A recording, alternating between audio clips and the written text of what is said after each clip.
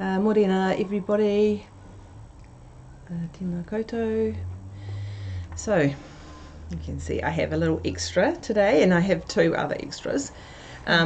So yeah, that's going to be interesting. So I'm just kind of saying our technology difficulties will be very minimal, but our children difficulties, that might be another story. And I'm just annoyed. I'm just looking at my glasses, and the sun is so bright that it's made them go dark. So Zafira, can you just go and shut these curtains for me, please? And hopefully that will get rid of that. I'll shut one. Okay. Thanks, Peyton. I'm over this side this time. Good luck with the minions, Josiah says. Thank you, Josiah. Oh, just Thank unhook you. it, darling. Just unhook them. Thank you. There's a hook at the back. Thank you. Right, so I talked to the Thank you. minions, that's what I like to call them. Thank you. That's better. Hopefully my Thank glasses will go Thank to... you. No, you need to stop, sorry. Do you know the funny thing is when you're a mum or a parent or a grandparent, you... Hey, look, Dad says, hey kids, you actually... You block out their noise, and so Peyton, bless him, sitting here going, I don't even hear it. Anyway, welcome to church, and I am going to be talking a little bit about church. Hey Ron, nice to see you, and Glennis if you're with him. So interesting, we have already had a big spillage of our communion this morning. So thankfully, hey Michelle and Tilak, it's nice to see you guys. Before I start, I'm going to do some notices just to make it feel a little bit normal.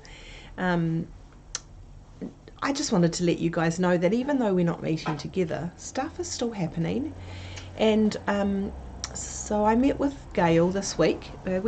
Hey Keith. We meet most weeks, whether it's online or or not, or in face to face. Here comes Micah with pies for the kids' breakfast. That's how great a nana I am. Pies. Anyway, we met with these guys, and my card is a little bit crinkled, but they're called. How do I do this? They're called Chow Hill, and they are an architect company, and they. Okay, hang on a minute. Pop the chips out there because they're going to be too loud. And you can have the pies after we've done communion. Anyway, they're an architect company, and we are going to engage them to do some designs for our building, and it was very exciting to meet with them, and I'm very excited about what they can do. Right, guys, come in here. We're going to do communion. I told them they could do communion with me, and then hopefully they're going to sit quietly and watch a movie. So do you want to sit down on these chairs that I've got for you? And Peyton, somebody can sit on my knee. I'm sitting. Okay, you sit on my knee. Don't spill your drink on me. So I'm going to ask them a little question each. Hang on a minute, don't eat yet. I used to already eating, Peyton. So Micah, what does communion mean to you? Food. Food, right. What about you, Zafira? What's communion about? I don't know. Why do we take communion? Okay, that's good. What about you, Peyton? Why do God. we take God? God. Why is it that the Jesus. littlest one, Jesus? That's right. So these guys Skills. are gonna talk with their parents, but also their Sunday school teacher about maybe doing some teaching on what communion is, so that they understand it. So the thing is, the reason that we take communion is because we want to remember what it was that Jesus did for us when he died on the cross. Actually, it's wanting to remember what he did for us when he came to earth as a man and lived as a man. He was fully man, fully God. Peyton's already finished his communion. Fully man, fully God, and for both of those things, going to the cross was a huge sacrifice. And so what we do when we take communion is we, hey Glennis,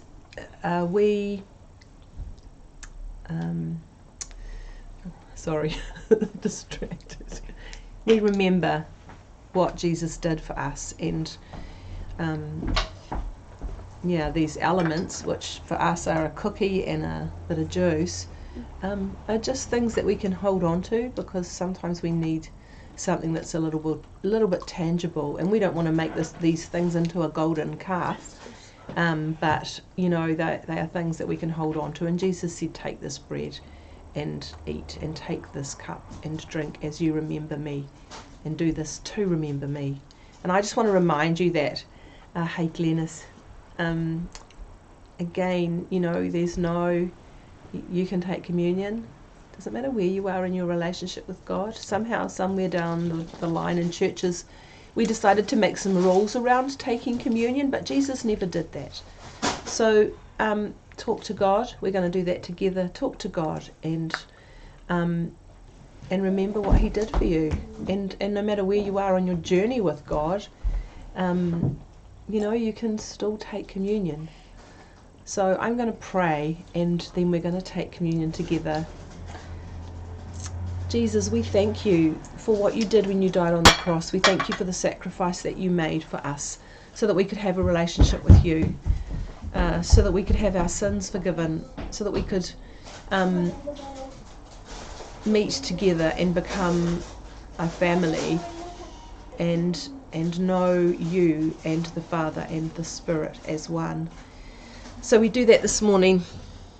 We take our communion. Amen. Thanks, Micah.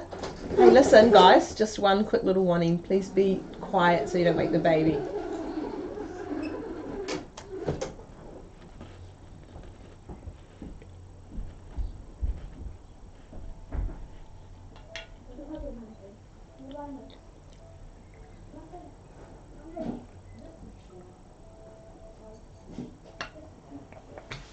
Maybe you could let me know what you're using for your communion today.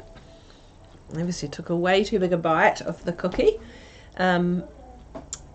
Is my sound, jeepers, my sound must be coming through, but there's no light on my... It doesn't matter, you can hear me, so yeah.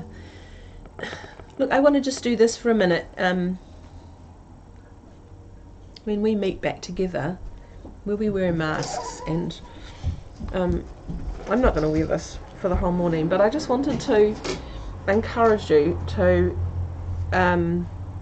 wear masks. Wear your masks when you go out. They do protect us. I saw this thing on Facebook, of course it was on Facebook, about how surgeons, they wear masks when they operate on you, and I just think about, when I've had surgery and the surgeons have had masks on, and that makes me feel safe. So wear your masks, and when we come back to church, we will not be doing anything crazy. Gail's had a walnut and water, and Karen's had Coca-Cola and Nutri-Grain cereal. I love it. I think there was there somebody else? Somebody said espresso. Espresso? Yeah. Ferrero Rocher chocolate. Oh man, I wish I was having communion at your place. Yum! And coffee. Yeah, actually, do you know, I was going to make myself a cup of tea, because I haven't had one yet today. And so I thought, I'm just going to have a cup of tea while I preach, but I got too busy and didn't get it made. Anyway, back to the masks. When we come back to church and we're meeting together, we are going to strongly encourage you to wear a mask in church. I will be wearing one, and how weird is that going to be for me to preach with a mask on? It's so unusual, but it is what it is, and we have to adapt, and that's part of what my message is going to be, is about us changing. So yeah, and we won't be meeting in a hurry at all, people. At this stage, it'll be level 1. If you feel like you're ready to meet, then let me know. But from the conversations that I've had. Oh no, that's frozen. Hang on a minute. Oh dear. Okay, I don't know if you can still hear me. Yeah, hang on, I'm just going to have a little tutu. Get out. You're probably the reason this has stopped doing that. Get out.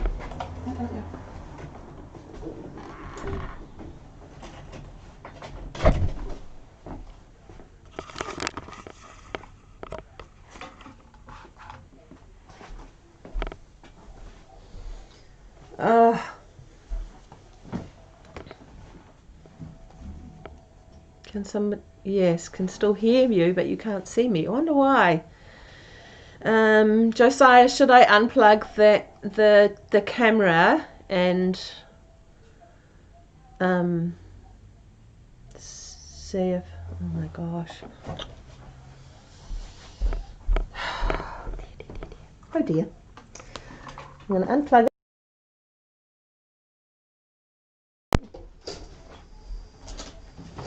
I was not yeah, unplug the camera. Swap scenes. I don't know how to do that. Swap scenes. Oh. Scenes untitled. Scene collection. New? Do I do a new scene, Joe?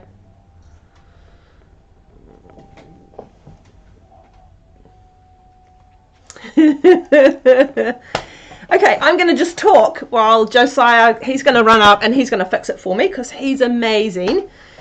I'm going to take my mask off because... Oh dear. Yeah, I know the dog knocked it, but it should be okay. It's all still plugged in.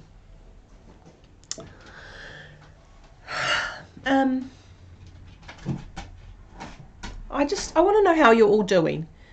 So just while Josiah's, he's got like 36 stairs to run up to the top story. So while he's doing that, maybe you could just put a message and tell me how you're all doing. Maybe give me a thumbs up if you're doing really well, if you just want to do something simple, or a thumbs down, or just one word that describes how you're coping. Here comes Josiah. Oh dear. So funny. Yeah, there he goes. Add.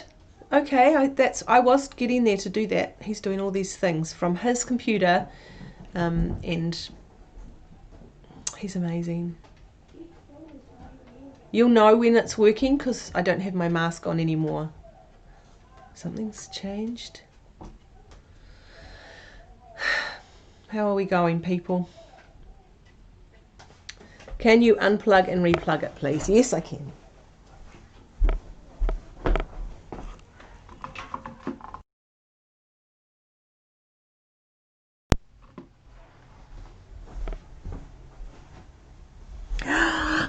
Oh, there was something there. Yeah, go to scene 2.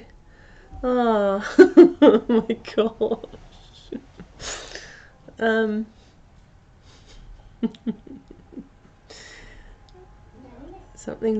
What are we doing? Oh, believe me, it's so weird when this happens and he does all these crazy things. He's removing one scene. I hope there's still some people watching.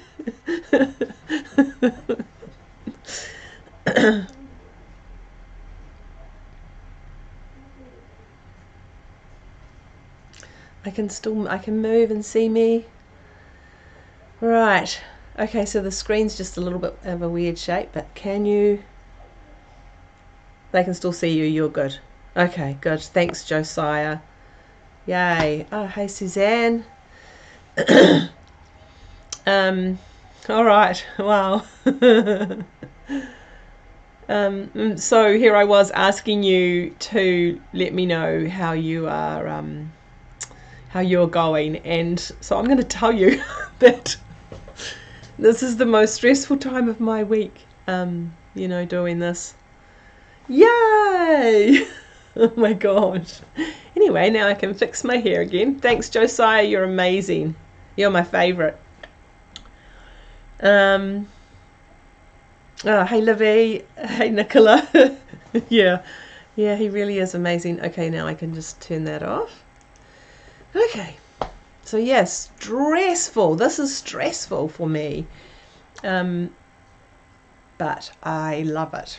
And yeah, I had a holiday the other week, or I had a week off, almost a week off, and it was nice to be able to get some stuff done around my house. And Gail did an amazing job, so thank you, Gail, for that. Okay.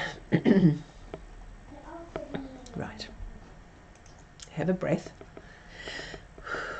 Everybody else, have a big breath. It's all going to be okay. Okay, and yeah. Gail's saying she's glad that didn't happen to her. Oh, Janine's giving a thumbs up, so that means she's good. Hang on a minute. All right, who's got hay fever? Who is really struggling with the spring hay fever? I think just about everybody in this house is struggling with hay fever at the moment. So if I cough, it's not, or if I sniff, it's not because I've got coronavirus. It's because I've got hay fever. So, okay. I was reading an article the other day and came across this statement that stood out. It said, climate change is a result of the intersection of greed, inequality, and destruction of the earth. I had to keep reading and reading and reading it, and then I realized that God was speaking to me. Climate change is a result of the intersection of greed, inequality, and destruction of the earth. I wonder what would happen. Hang on, what's Josiah saying? Hay fever. Yeah, it is Josiah. Oh, heck. Hang on. Yeah, Karen's got hay fever too. It's crazy. I want to change the word for that sentence to church. Church change is a result of the intersection of greed, inequality, and destruction of the earth. Or maybe change the word to Christianity. Christianity, where did it go? Christianity change is a result of the intersection of greed, inequality, and destruction of the earth. Now, I know that's not grammatically correct, but I think you'll get the idea. What do you want, darling? Just watching. Okay. Church and Christianity change is the result of the intersection of greed, inequality, and destruction of the earth. I hope you can grasp what I'm trying to say there. So we're going to apply this statement to our church, us, our community, which are the others, and our planet. Our core values are some key principles of Te Ao Māori, the Māori culture. And our first core value is whanaungatanga. Today we're going to look at how greed has changed our church, our services, who we are, our whanaungatanga. Next week we're going to look at how inequality has changed our manaakitanga, which is caring for our community. And the week after that we're going to look at how the destruction of the earth has changed our kaitiakitanga, which is caring for our planet. While whanaungatanga is about family and others, greed is an intense and selfish desire for something. I've been reading our Constitution. Yeah, I know, that's right.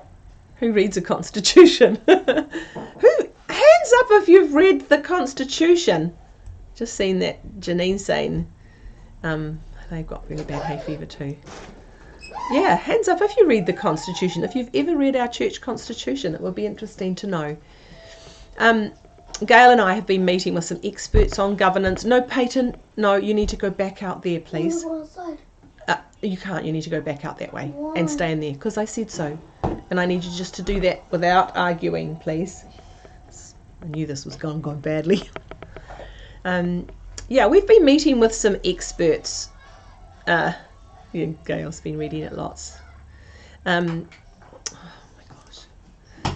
About about governance, church constitution, policies and boards as we look forward for our church. So I'm going to read the Constitution to you.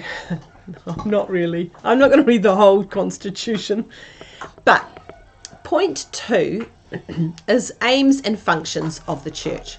So the aims and functions of Te Atatū Baptist Church are 2.1, to meet regularly for worship, prayer, teaching, encouragement and fellowship. Okay, just hang on a minute. I'm sorry. Peyton, can you take that into the dining room, please, and do it in there? And shut the door. Peyton, thank you. 2.2 is to express the love of God to the wider community through the ministries of the Word and practical care. 2.3, in every possible way to seek to make disciples of Jesus Christ and bring them into membership of the church. 2.4, engage in the task of mission, principally within New Zealand but also overseas. And then 2.5, to provide goods, budgeting, counselling, legal and allied services. I don't know what allied services means. We need to look into that. Because that could just, I don't know, maybe the services that go with goods, budgeting, counsel and legal. In relation to financial matters for people in needy financial circumstances in New Zealand and in particular, but not exclusively in the West Auckland area. So, in those 5 points, there's 1 point about gathering together and 4 points about serving our community and reaching them with the love, grace and forgiveness of God. So these are the aims and functions of Te Atatū Baptist. We have allowed our services to become the main event. I'm not sure that it should be. You see, our greed, our intense desire for our own needs has made us look inward rather than outward. Our greed to have a service that meets our needs, to have worship that gives us warm fuzzies, a sermon that tickles our ears, and fellowship with people that make us feel safe. Our services have become a lot like us. A lot about us. I looked at what the New Testament church service was, and it really was about the same things we have in our constitution. Gathering together for worship and prayer, and a sermon and fellowship. It was largely around food, the Last Supper being a prime example, but Jesus' stories were often centered around food. Something else they did in the New Testament church service was make animal sacrifices. Now, thankfully, we don't have to do that. Or do we? Are we still meant to make a sacrifice? I think we probably are. But what kind? Maybe our greed, what we can get out of our service, has overtaken the sacrifice we make to serve, worship, and grow in God. I remember talking with someone who'd stopped going to our church and to church in general. And I asked them why. And they replied, I just don't get anything out of it anymore. Inward focus happens when church becomes about us or what we like, our consumer-driven culture. It's quite easy to slide unknowingly into an attitude that elevates church life based on our personal comfort levels and preferences. We like our church because we like the worship or we like the pastor. I hope you like the pastor. What? You need to go back out there and watch the movie, please. Off you go. Okay. Good girl, thank you. Or we like the kids program. I hope you guys are liking the kids program today. Or a host of other reasons that centre on what we like. Now, liking church, your church that you go to isn't wrong. In fact, that's what we want. No one wants to attend a church that they don't like. But when our likes and dislikes take centre stage in church life, we soon find ourselves approaching church services like a mall shopper, wondering what's there for us and leaving disappointed if we didn't find it. The church, sorry, I'm just going to clean my glasses now, just because I didn't do that before and they're very grubby and I can't see properly. And that's probably just as bad, but anyway, okay. I'm going to look at getting contact lenses because who hates wearing a mask with glasses on? Yeah. Okay, so the church needs to be restored to so much more than a Sunday service. Even before we start thinking about the external mission, which is Jesus' ideal for his church, it was far more about mission. But we need to start looking at that. We have to look at whanaungatanga. I think COVID has shown us this. COVID has shown us that Sunday services are not everything. I know that we still have contact in this way through live messages and the odd Zoom call, but that is so far removed from what we've had for so many years. And look, when we look back to April, or was it March, when all of a sudden church just stopped. We have to change, because obviously church is not going to be like it used to. I want to explain whanaungatanga to you. I know that you will see it, I know that you'll see it as a biblical principle. Whanaungatanga is the principle of working together to support each other across all generations. Whanaungatanga implies that one is not on one's own, but has the guidance and support of the wider community. Whanaungatanga describes the glue that holds people together in any whānau relationships. Whanaungatanga, attaining and maintaining relationships as a concept, is a customary Māori practice enabling kin to strengthen relationships and ties between one another and entrench responsibilities as whānau or family. I've said this before and I will say it many times. We have become disconnected as humans, and largely it's no different in the church. It should be. So I'm going to read these sentences describing whanaungatanga again, and I want you to think about the relationships that we have at Te Atatū Baptist. Whanaungatanga, this is, what do you want? No, you need to stay out there, please. He's outside. Sorry, people. I'm going to do it again. Start again. Okay, so I'm going to read these. Maybe close your eyes and think about, the relationships you have at church. Whanaungatanga is the principle of working together to support each other across all generations. Whanaungatanga implies that one is not on one's own, but has the guidance and support of the wider community. Whanaungatanga describes the glue that holds people together in any whānau relationships. Whanaungatanga, as a concept, is a customary Māori practice enabling kin to strengthen relationships and ties between one another and entrench responsibilities as whānau. So I just want to add the meaning from the Māori dictionary too. It says, whanaungatanga is a relationship, kinship, sense of family connection, a relationship through shared experience and working together, which provides people with a sense of belonging. It develops as a result of kinship rights and obligations, which also serve to strengthen each member of the kin group. I just think that all of those descriptions are so beautiful.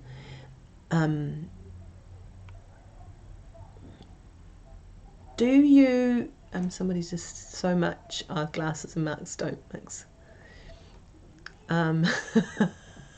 Josiah. Who else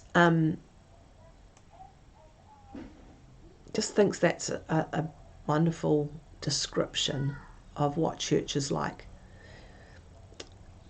If whanaungatanga has not been part of our COVID experience, then that's because we need to restore it. I wonder if part of us losing connection with each other in church is because we are worried about what others would think of us if they knew the real us. The us that we are when we are alone or just with our immediate family. The us that is not perfect.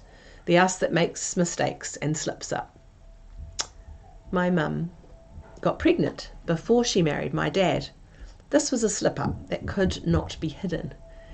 And they were asked not to take communion. No wonder we want to keep our private lives secret, because who knows what shame might be poured upon us should anyone find out that we are all actually flawed. We are all actually sinners. Romans 3:22-24 in the NIV says, "There is no difference between Jew and Gentile, for all have sinned and fall short of the glory of God, and all are justified freely by his grace through the redemption that came by Jesus Christ." I think that's actually becoming one of my favourite verses in the Bible. The Message puts it in a much more descriptive way, of course, and so I'm going to read that as well. "For there is no difference between us and them, since we've compiled this long and sorry record as sinners, both us and them, and proved that we were utterly incapable of living the glorious lives God wills for us. God did it for us. Out of sheer generosity, he put us in right standing with himself, a pure gift. He got us out of the mess we were in and restored us to where he always wanted us to be. And he did it by means of Jesus Christ." Isn't that beautiful? But isn't that what communion's all about? I would never stop any of you taking communion. I just want to say that. And I believe, certainly for my mum, she has really worked to work through that and been able to take communion many times at our church when she's come to visit. But it is scary to be real with people. I was talking with a few ladies this week about the pedestal that pastors are expected to sit on. The higher the pedestal, the harder the fall, is what I say. I'm not perfect, and I know that, and I know that you guys all know that. If you know I'm not perfect, then hopefully you will never put me up on a pedestal. And if you know that I'm not perfect, then hopefully you will never feel like that you have to be either. Jesus came to make the sick well and the broken whole. If we are perfect already, then he has no room in our lives.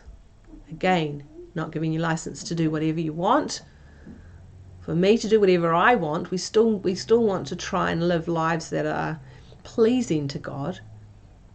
But if we could even begin to grasp God's grace, not only for ourselves, but for everyone.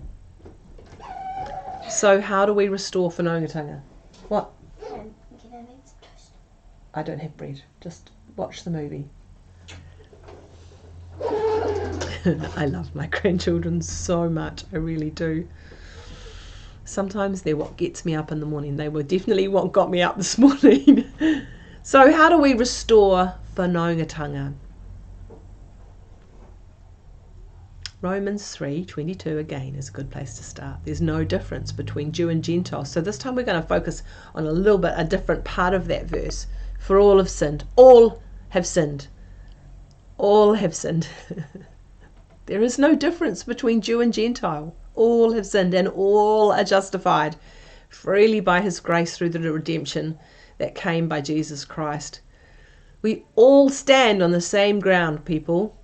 God doesn't differentiate between us, so neither should we. We are no better or less than anyone else in God's eyes, and I love that so much. Maybe starting to remember that will help us to restore whanaungatanga. Morena ara here. Then John 19:26-27 says, "So when Jesus saw his mother and the disciple whom he loved standing there, he said to his mother, 'Woman, look, here is your son.' He said to his disciple, 'Look, here is your mother.' From that very time the disciple took her into his home." We are responsible to care for each other, to care and encourage each other. Psalm 68 verse 6 says, "God sets the lonely in families. He leads the prisoners out with singing." The opposite of addiction is not sobriety, but connectedness. Suicide prevention looks like connectedness. The cure of loneliness is connectedness. These are some big issues in our community, in our church whānau. I'm going to read those again. The opposite of addiction is not sobriety, but connectedness. Suicide prevention looks like connectedness. The cure of loneliness is connectedness. whanaungatanga is connectedness. Connectedness is what we were made for. To be connected to God and to each other. Connectedness is giving and receiving in a relationship. Not being greedy about what we can get out of the relationships we have. One thing I hear from almost everyone is that the hardest thing about COVID is the disconnectedness that we've been experiencing. COVID has forced us to see the value in connectedness that we have at church and with each other, just like it's forced us to see how important those 4 out of the 5 aims and functions from our Constitution are. Expressing God's love, making disciples, engaging in God's mission, and providing help to the lost, the last, and the least.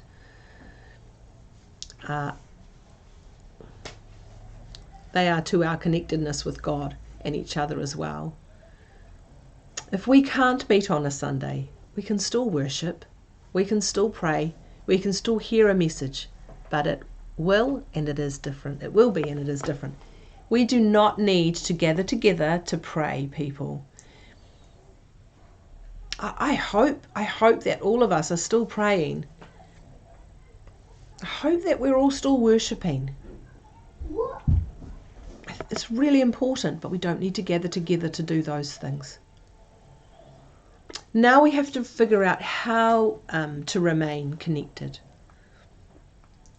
Let's remember that we can still be meeting in small groups of under 10. So there's no reason we can't have a cuppa together or watch the live messages together. You could gather the people who sit next to you at church normally and ask them to come and have communion with you and watch the message. I did that last week when Gail was preaching. I went to David and Mel's place, and Josiah and Ash were there, and we sat together and were able to watch, and it was really lovely. Maybe this week we could be asking God, what is the sacrifice we should or could be making? The sacrifice that we should or could be making. This is what people say to me, just wing it. But my brain doesn't work just to wing it. We're not just going to make a sacrifice for nothing. We want to make a sacrifice that's going to grow our relationship with God. And whatever that might be, you know, it might be trying to pray every day. Maybe we could make a sacrifice to do that this week. We could be asking ourselves, how can we be more connected with others? How can we have whanaungatanga when we're not meeting on a Sunday?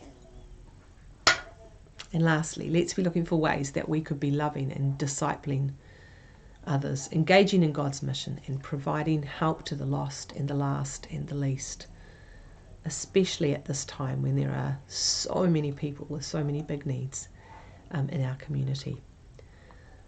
Next week we're going to talk about how we reach into our community as one of our aims and functions and as one of our core values. So let's just pray. Loving Father, I thank you that you're so patient with us. I thank you that when we make a mistake, you don't push your hand and push us away. It's the opposite. You gather us and hold us. And I thank you for that. I thank you for the forgiveness that you're able to give us because of what Jesus did when he died on the cross. I thank you that has been your desire. Lord, I want to pray this week that you will speak to us as we take time to ask you the questions. What is it that we could sacrifice that would draw us closer to you? As we ask the question, what is it that we could